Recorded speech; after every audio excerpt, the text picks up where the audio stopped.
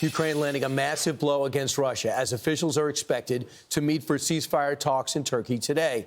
Ukrainian drones targeting 5 Russian airfields at least, striking at least 40-plus military aircrafts, blowing them up in an assault that took more than a year to orchestrate.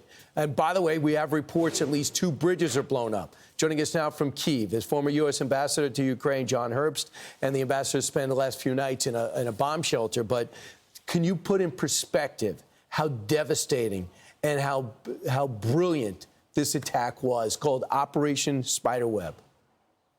This is a truly extraordinary operation, demonstrating, one, how vulnerable Russia is to measures against Russian aggression in Russia itself, and how adept the Ukrainians are at understanding and exploiting those vulnerabilities.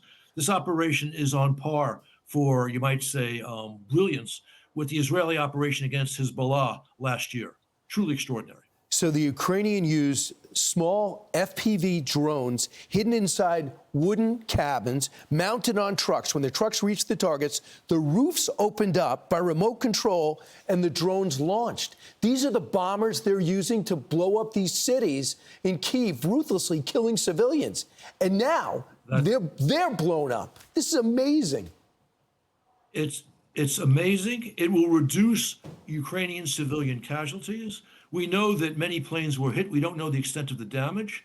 But A, some planes are now out of action.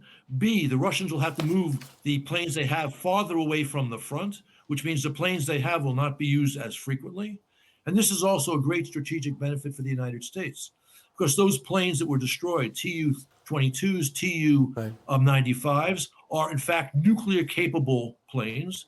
They are used for Russian nuclear weapons, which are, first and foremost, targeting the United States, or use against the United States. So we are safer from Russian nuclear strikes as a result of Ukraine's action. I hope people realize that our money's being put to great use, and the fight we're doing against Russia helps America and helps the West. This cost $70,000. It did at least $7 billion worth of damage. They are more innovative, more resourceful, more motivated than the Russians, who throw nothing but bodies, and some of which are even North Korean bodies, at this attack. So what does this do to talks today? Well, first, this undermines the false common wisdom that Russia would inevitably win this war. If the West continues to arm Ukraine, yes, and that means first and foremost the United States. It doesn't have to be a gift from the United States. It could be paid for by Europeans. It could be a loan. Russia will not win this war. And it's very much in American interest that Russia not win this war, because Russia's designs are against American interests. That's why the recent report put out by the Director for National Intelligence, Tulsi Gabbard, identified Russia as a major adversary of the United States. So we need to provide the weapons to Ukraine. But also, the peace negotiations have gone nowhere because Putin believes that the United States will ultimately leave Ukraine in the lurch. He's counting on that. And that's why he's stalling. That's why he's preventing President Trump from achieving the durable peace via ceasefire that President Trump desperately wants. So Ukraine's blow yesterday is a blow in favor of Russia eventually accepting a ceasefire. And Ambassador, don't diminish what's coming out of the Senate. Those are massive sanctions coming out of the Senate. It's got about at least 80 senators. It's veto-proof. And I think that Senator Lindsey Graham's going to be announcing something this week. And what you got to tell him is, $300 billion of frozen funds, you don't come to a deal in the next month. That's going to go right to Ukraine.